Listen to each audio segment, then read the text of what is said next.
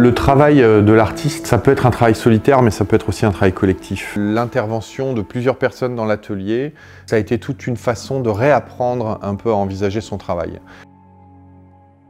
Dans les 3 dernières années, je sais que des idées ont rebondi entre Manu qui vient faire la sérigraphie, qui fait des propositions, Nicolas qui lui-même va avoir son regard sur ma peinture, en la connaissant bien maintenant puisqu'il travaille depuis longtemps avec moi, va lui aussi me suggérer des choses, me faire des propositions. Et puis tout d'un coup, quand on a eu Carolina ou Diane qui sont venus nous aider sur le projet de Venise, c'était un regard neuf aussi sur le travail, donc c'est de nouvelles propositions. Et tout ça donne une vie et une vitalité à l'atelier et au travail collectif. Moi, j'y trouve une grande richesse parce que j'ai remarqué que tout seul, dans l'atelier, souvent on se perdait face à soi-même, on avait tendance à se répéter, on avait tendance à moins voir ses défauts. Alors après, il ne faut pas que ça soit une cacophonie, donc ce qui est important, c'est que l'artiste devienne un vrai chef d'orchestre. Donc là, tout d'un coup, on passe de l'artiste solitaire à l'artiste, on va dire, d'équipe. Donc ça peut être le réalisateur au cinéma, c'est l'architecte dans la construction, ça va être le chef d'orchestre dans la musique, et puis ça va être le chef cuisinier en gastronomie.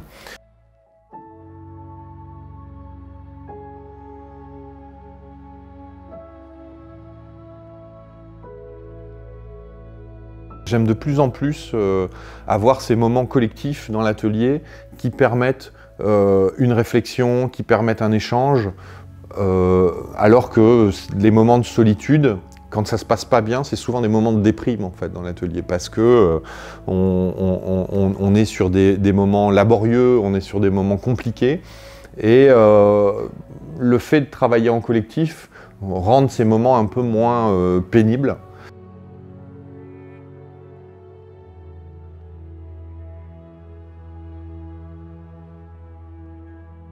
Quand je suis tout seul, maintenant, je sais que ce sont des phases vraiment d'intimité avec le tableau. C'est des moments où le besoin de la solitude est réel, où je vais parler de moi et il faut que je m'adresse à moi-même. Mais s'adresser à soi-même tout le temps, c'est pas très bon.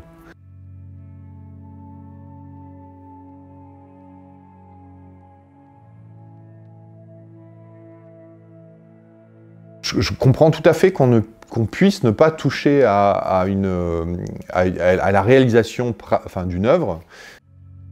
Il y a pas mal d'artistes qui délèguent énormément. Moi, je sais que j'ai une approche compulsive de la peinture, donc je ne peux pas m'en passer. Et je n'envisage pas de ne pas peindre sur un tableau, parce que c'est charnel, c'est quelque chose que j'adore. Dire qu'on n'a pas d'assistant alors qu'on en a, c'est idiot. Je trouve que c'est plus intéressant de le dévoiler parce qu'en le dévoilant, on comprend la complexité et on comprend surtout où se situe l'espace de création. L'intérêt du travail en collectif, c'est que tout d'un coup, on va essayer de privilégier la meilleure méthode. Et donc en collectif, on parle beaucoup de technique, et ce qui permet à l'artiste de se focaliser réellement sur la création.